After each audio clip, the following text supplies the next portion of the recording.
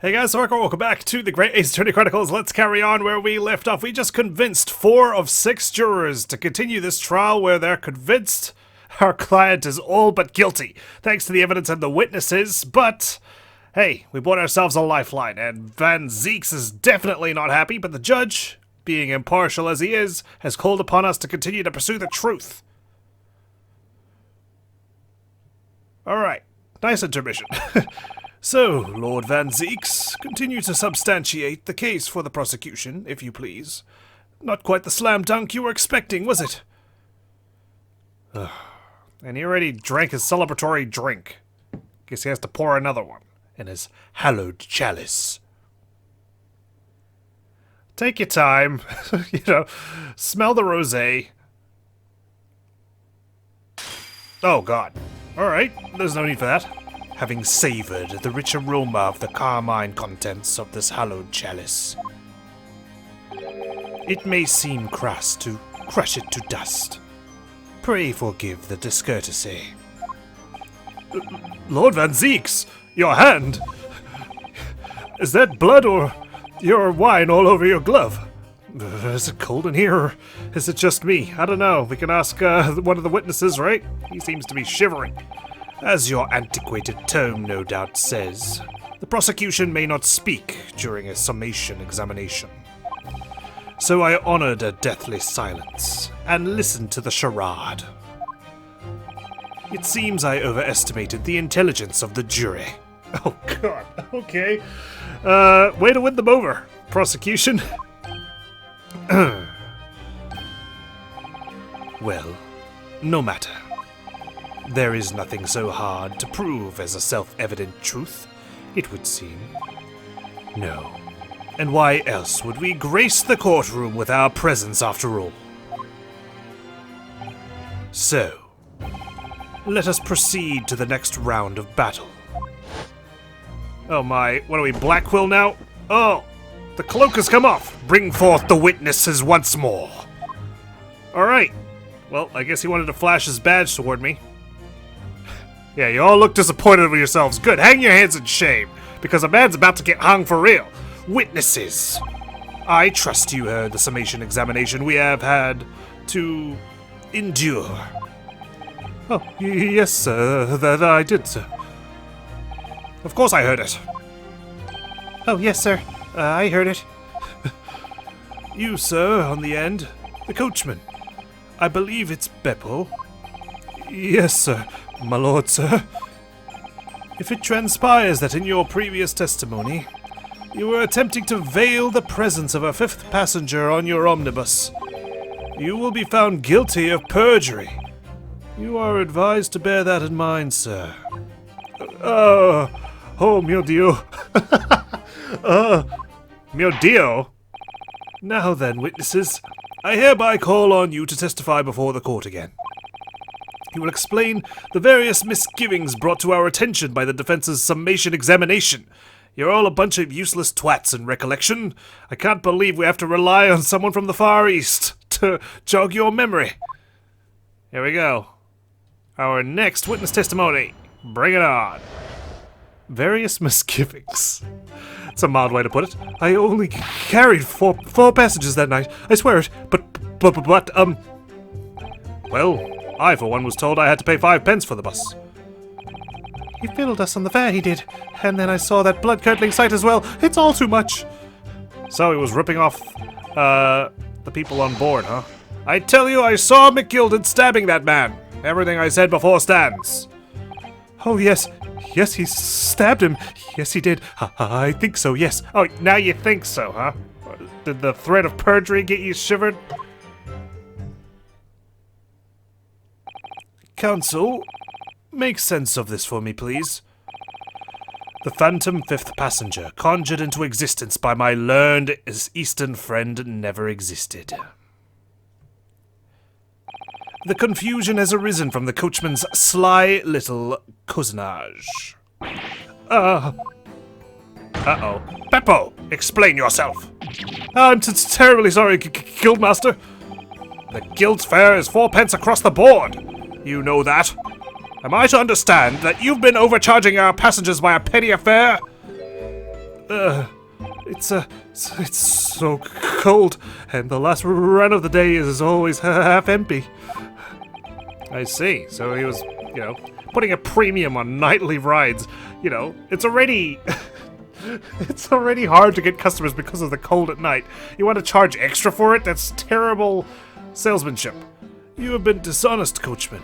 Not just in the court, but in your professional capacity. I'm sorry. You're a disgrace, Beppo. A disgrace, I tell you. And your selfish actions have brought dishonor on the entire guild. If I may, sir, I had to pay 10 pence on the bus just last week. What? What? 4 passengers at 5 pence each is... yes, 20 pence. I've done the arithmetic 10 times already, but I just can't make the result come out differently. It's math, okay? There's only one answer to this multiplication problem, okay, Susato? There's no room for interpretation here. No, that figures. Oh, shame on you, Beppo. Well, it would appear that one of the aforementioned misgivings has already been explained. So, counsel for the defense, your cross-examination, if you please. We've already had the pleasure of a protracted summation examination today. I see you intend to continue the parlor games. What's a parlor game? Absolutely. Damn right I am. Let's have some fun with this. I'm playing games. Okay. Let's do this. I only carried four passengers that night. I swear it. But, okay, so, I don't know where to start with this. We've already got ourselves down to 4 penalties remaining, so let's take it easy. I didn't see anything that stood out, in terms of presenting some evidence. I must say I find it interesting that the coachman witnessed the stabbing. He's the one who said that he got stabbed on the floor, didn't he? Because, I can picture Mr. First and Mr. Fairplay sitting over here. They could actually see through the skylight and witness the stabbing. But why would the coachman be able to witness it? Unless he witnessed it after the fact, which is why he said that he got stabbed on the floor. So I have a feeling that this is the statement to present evidence on. But let's press it first. I don't want to dive head first into another mistake. Hold it! I want to hear his version of events. Earlier you testified that you saw the moment when the defendant allegedly stabbed the victim, didn't you? Oh, yes, that's right. You said that the victim was on the floor and described the assailant holding the knife in an ice pick grip. You want to change that now? Carrot nose? I suppose.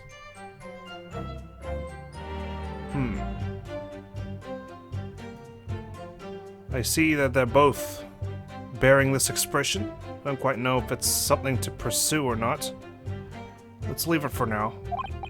I might have, yes, put the cart before the horse, maybe. What's this? Well, I'm quite sure about most of it. I was driving the horses when I heard a scream from the seats on the roof deck. Oh, I expected that was me, sir. And then when I turned around, yes, I saw it through the skylight. So you turned around when you heard them scream at the side of the murder. Okay, there we go. The gentleman was on the floor and the knife was sticking out of his midriff. That's right, yes. And the fellow holding the handle was the famous man, yes. So, in short, you didn't see the moment when the victim was actually stabbed at all. I really thought that I did, but when I go over it again in my head, no. I suppose I didn't actually see the precise moment of the stabbing, did I? Oh, okay, well, there you go. There's our pursuit. He's literally pulling his mustache off and... oh, no, that's not a mustache, sorry. That's a cane of some kind. And he basically blurted out stress, so let's pursue this. Excuse me. Excuse me. Do you have something to say about that, Mr. Fairplay? Now you listen to me. I know what you're thinking. He didn't really see the exact moment the fellow was stabbed. What are the chances of that? Eh? Are you asking me or telling me? He's getting flustered. Clearly. That was blatant as ever. I might be able to extract some new information from him if I answer him cleverly. Could he have just happened to see the exact moment the crime was committed? Some days are like that, you know. Sometimes you just witness a murder when you're aboard public transport. You know, what can you do? It's bound to happen to everyone at some point. No chance. Well, it is a little hard to believe, certainly. Unless you spend your time peeping through a skylight on the top of an omnibus, that is, and not, you know, actually taking in the sights like you're supposed to when you're sitting on the roof. Uh-oh. Peeping? I'm a respectable city banker, I'll have you know. And I know what I saw. I remember it as clear as a Ballarat day. It was a grim scene, I don't mind telling you.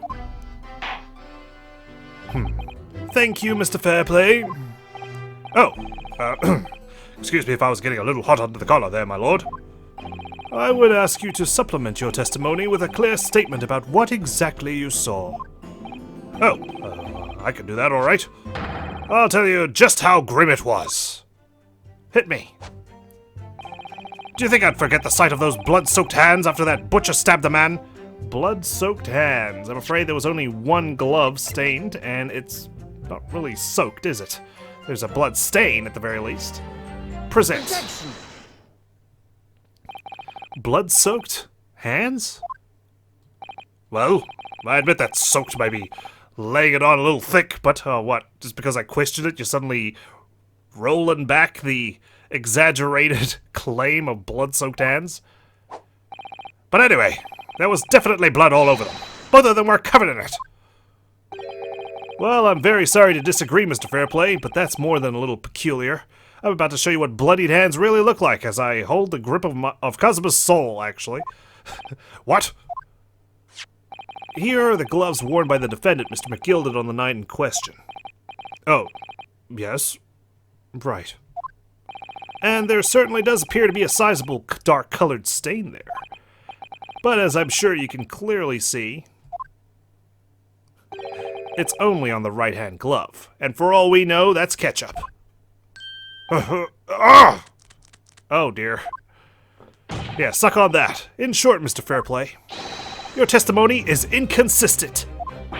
Gah! But, no, that can't be right. So you're the liar here, then? Nom nom nom nom nom. Uh-oh. That's right. You were quite clear about it. You said, here, it was both hands. Well, Mr. Fairplay, if your last statement was a lie, it calls your entire testimony into question, and I also beg to question your surname while we're at it. We're here at court, you might as well change it. You say you saw the moment the victim was stabbed, but is that really the truth?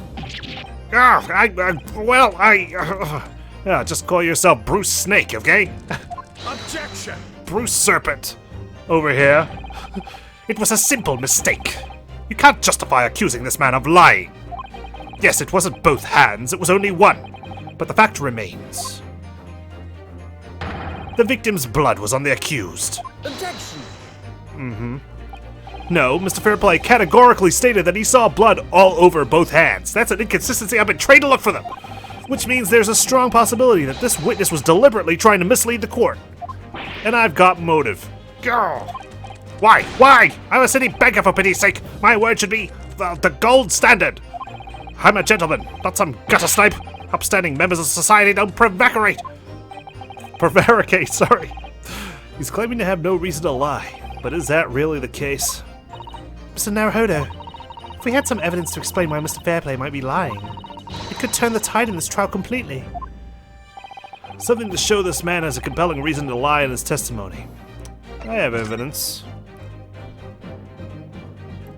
My lord. Yes, counsel.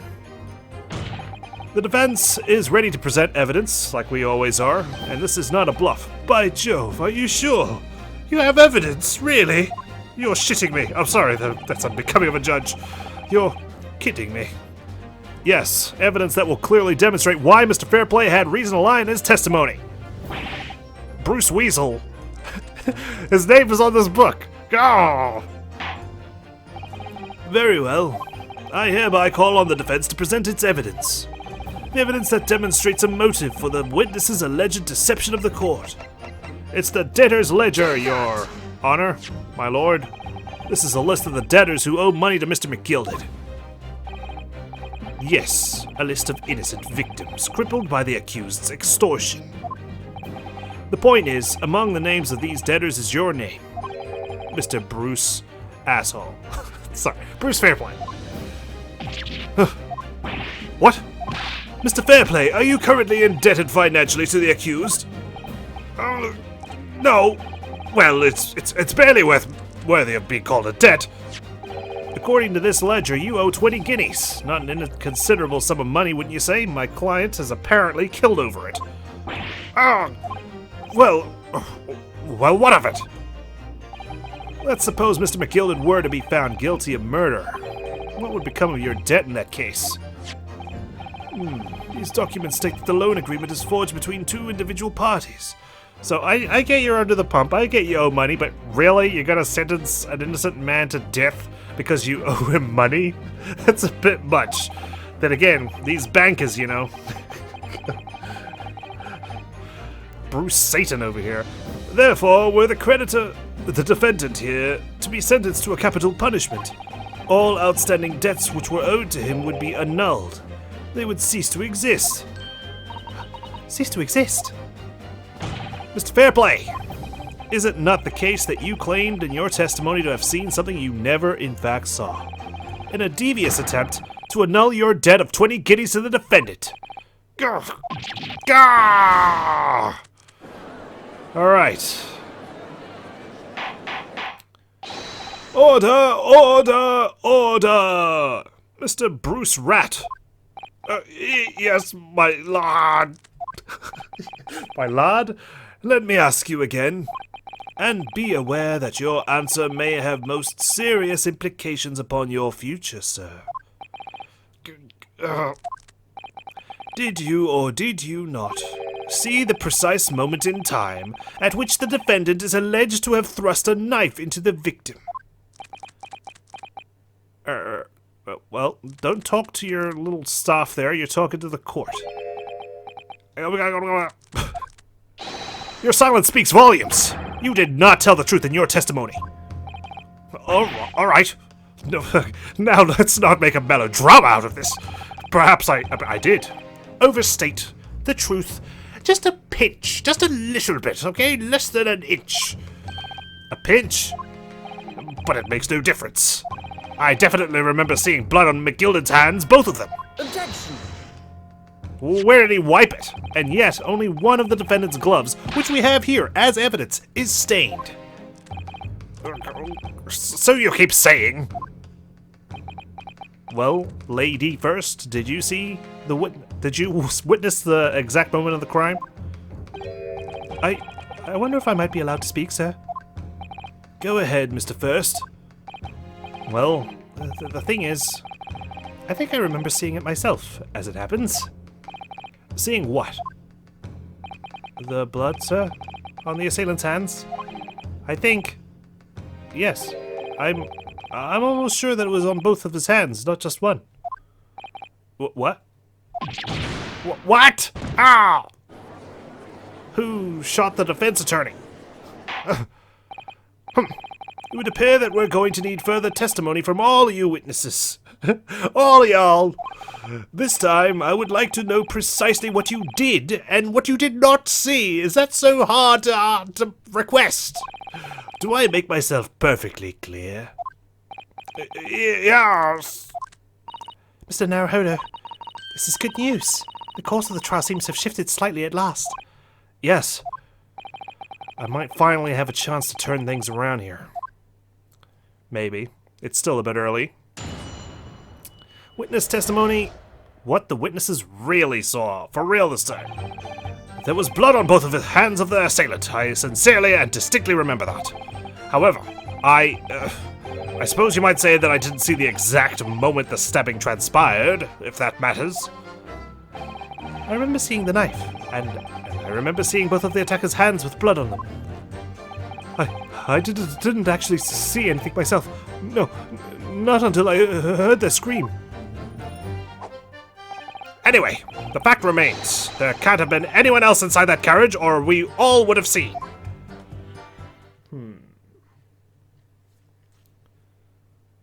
Well, lo and behold, in truth of fact, not one of you was witness to the crucial moment the crime was perpetrated. I apologize, my lord, but honestly, there was no one else inside that carriage, and the man's hands were covered in blood. That much incriminating evidence is tantamount to saying we saw the man do it. That's really not what testimony is about, okay? You didn't see the exact moment of the crime, which is what we've been asking for in the first place. You saw his hands bloodied. Again, for all we know, it was red ink from his pen. Let us examine the interior of the omnibus once more. The victim's fresh blood is clearly visible on the seat, corroborating the witnesses' accounts. In other words, there is no substantial nor significant change in the facts of the case. Very well. Your cross-examination, please, counsel. Yes, my lord. Okay. Again, I can't see a standout statement that we need to present evidence for. So we might need to start pressing again. There was blood on both hands of the assailant. I sincerely and distinctly remember that. If there's one thing I want to press, it's this one. We probably could present the carriage. Especially since Van Zeeks just said we need to examine the omnibus once more. But that was to do with the blood. But there is that compartment, right? Apparently no one can fit in there, but time will tell if we just press on this statement. And everything you saw of the incident was through the skylight on the roof of the omnibus? That's right. It was fiercely cold that night, but the glass wasn't frosted over. Oh yes, I remember. I was shivering. It was so bitter. Which rather begs the question of why the pair of you were sitting on the roof deck in the first place. Well, I don't know about this young fellow, but I couldn't enter the cabin. Oh? Why not? It was locked from the inside. I tried knocking, but no one opened the door. It was locked? That's right, and it's a public bus service, for pity's sake. That's not what I call fair play. You're not what I'd call fair play either. Yes, I had exactly the same experience. I tried knocking, but the gent inside just gestured at me to clear off. What kind of gesture was it? So I had no choice but to climb up to the roof deck and look down longingly into the warm cabin below.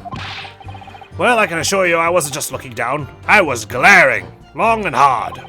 And that's precisely why I can tell you with absolute confidence that if there was anyone else at all in that cabin, I would have noticed. Unequivocal, I would say. I'm not sure about these two witnesses. Could they really have seen everything inside the cabin through the skylight? No, they can only see one half of it. They can only see the half where the blood is currently. They wouldn't be able to see what's directly underneath them. That's my understanding anyway. Allow me to confirm one thing, Mr. Fairplay. You were riding this omnibus and witnessed the events in the cabin through the skylight and the floor of the upper deck. Is that right? That's right, yes. In that case,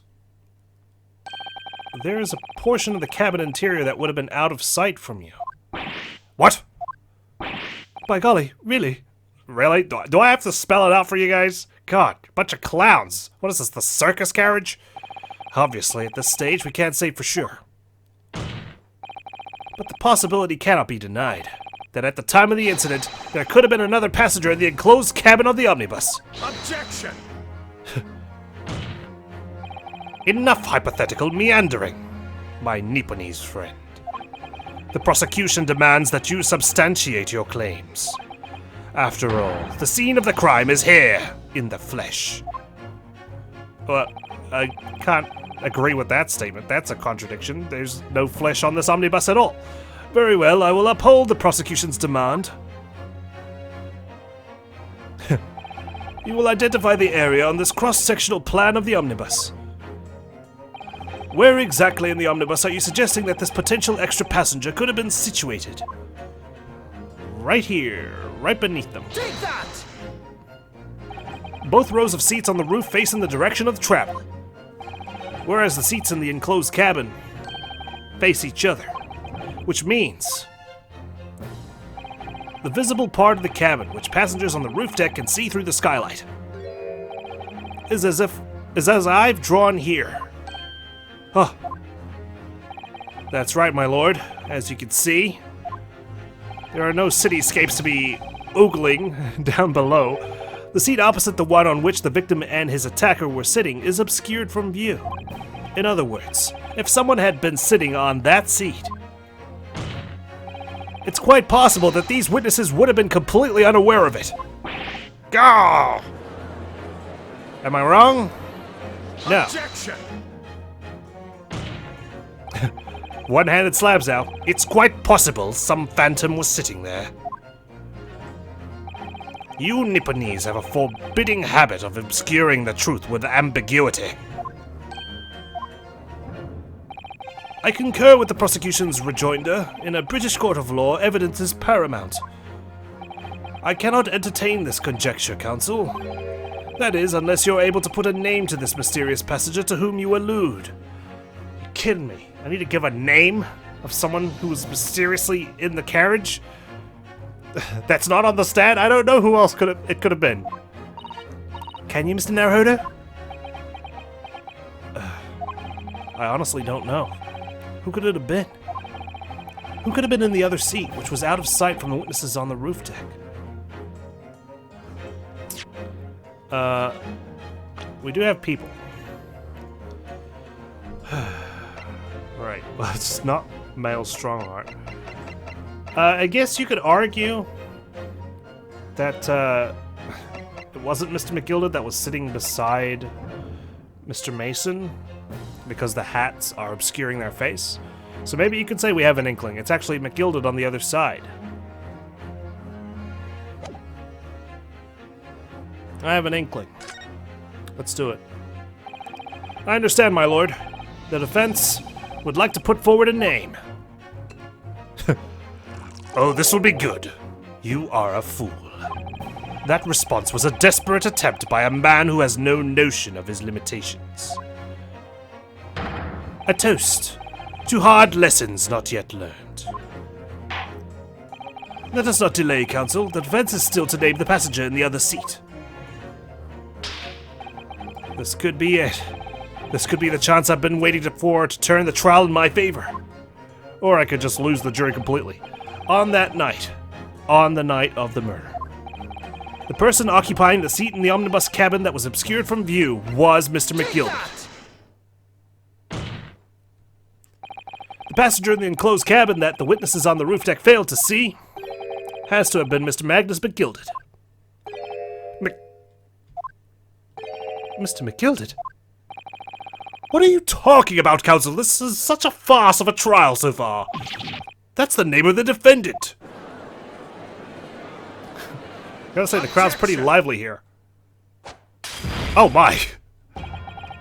If I desecrate this chamber by smashing my hallowed chalice, do forgive the discourtesy. Lord Van Zeeks! People talk of those tiny island nations in the Far East as having a learning and culture of their own. But I see they use the terms ill-advisedly. What are you trying to say? Let me explain in terms that even a student of an artless backwater such as yourself might understand. When the bloody scene unfolded, the victim and his assailant were sitting side by side. Multiple witnesses have attested to the fact. It's the very premise on which this case is built. Objection! Exactly, and I'm here to shake the foundations, but that premise may be wrong. What? If the victim really was sitting beside Mr. McGilded, it creates an inconsistency that can't be reconciled in any way. What inconsistency, counsel? The defendant's gloves, my lord. Both witnesses made the same testimony. They claimed that there was blood on both hands of the person sitting next to the victim. Objection! Yet we know the truth to be otherwise. Only one glove bears the gory remains. So they saw the bloodied hands of the killer, who was sitting where we assume Mr. McGilded was, but now that I'm positing the fact that Mr. McGilded was out of sight, that could explain why his gloves aren't so bloody. Objection! Especially on the inside. The point is, even in the face of this irrefutable evidence, both witnesses have maintained their stance. And there's perjury on the line, so we know they're not full of shit this time. Yes, their testimony remains unchanged. Exactly. They both adamantly swear that they clearly remember seeing blood on both hands of the assailant. In short, their memory of events is correct, and their testimony reveals the truth. It was somebody else sitting beside the victim that night. A third party we have yet to identify. And the victim's blood was on that passenger's hands, both of them. Objection! And who was this third party? Obviously, the true culprit. Extraordinary. Whew. Order, order, order. What exactly are you postulating? Objection! He's postulating objection. The defense's postulation is just that. Nothing more than conjecture. The witnesses have clearly stated that they saw the accused. Objection! But when elaborating on his testimony, Mr. Fairplay said the two of them were wearing hats and I couldn't exactly make out their faces. He was judging it based on his height. Yes. The tops of their heads were obscured by the roof. I could see the rest of them, though. Yes, that's right. Both gents were most certainly hatted. Hatters do tend to notice such things, sir. And what particular styles of hat did the two gentlemen sport, Mr. First? Not my company's one. Please laugh. I'm afraid I don't remember. And you call yourself a hatter? Are you mad? The style of hat makes no difference. There was no third passenger in that cabin. How can you be sure? Because if there had been, the accused, Mr. McGilded, would undoubtedly have offered to depose the fact. Unless, that is, you are proposing an even more preposterous explanation. That the accused failed to even notice the presence of the true culprit in the very cabin in which he traveled. Well, Mr. McGilded did say he was unconscious at the time. When he woke up, he saw Mr. Mason dead, and then he tried to help him.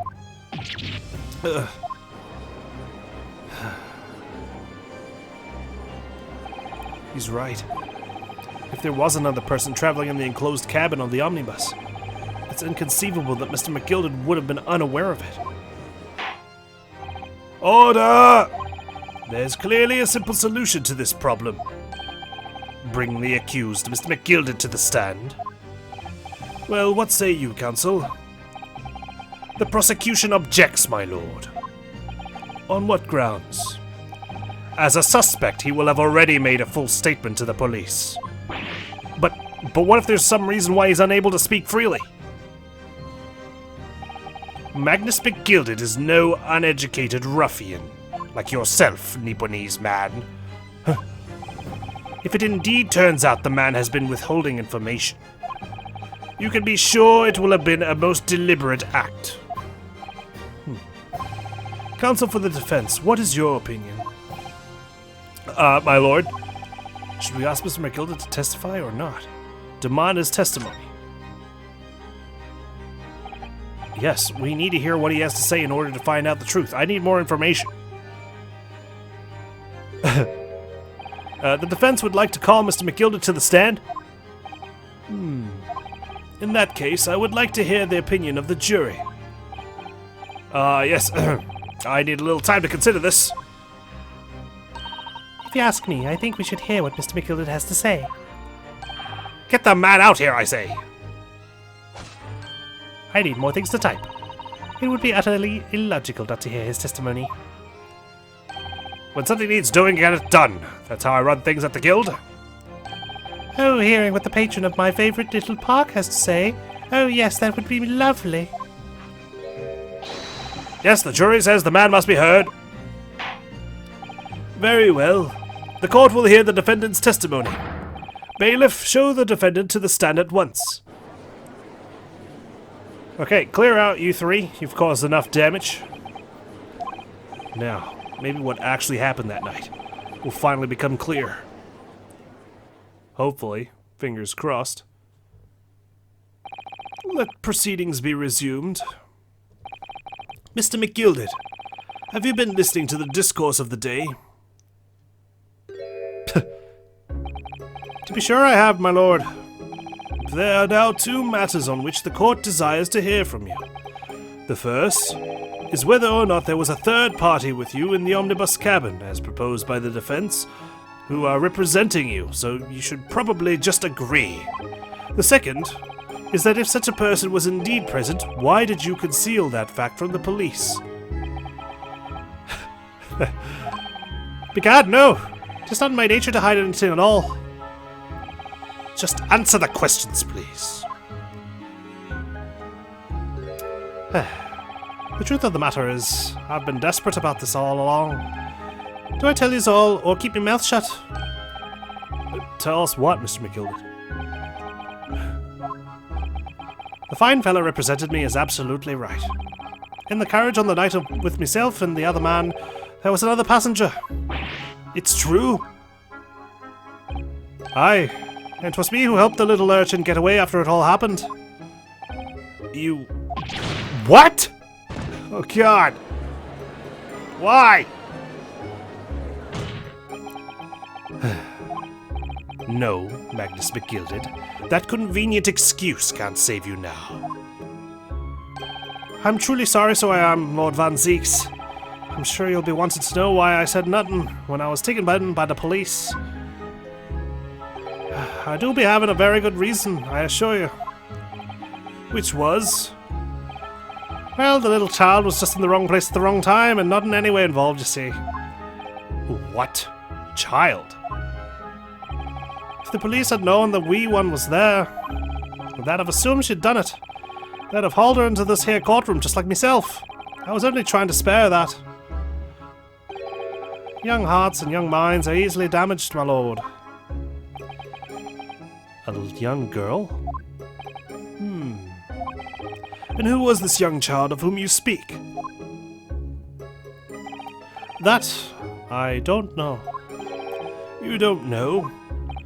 Aye, well, the wee thing just happened to be in the carriage that night. I never saw her before or since. It's not like she has ID. She's a child. Objection! We have absolutely no reason to believe this man. The prosecution calls for the witness's statements to be disregarded by the court. You know, I wouldn't be surprised if the urchin isn't here in this courtroom as we speak, listening to the proceedings. What? Whoa! What the hell? Ah, smoke! Oh God! What's going on? Is McGilded trying to do a freaking disappearing act? What is going on? Be careful, Mr. Naruhodo. Cover your face! Bailiff! Don't let the accused escape! Secure the omnibus! Oh no! I hereby call an emergency recess! Bailiff, ensure the defendant is in custody and clear the courtroom! Oh my God! What is happening?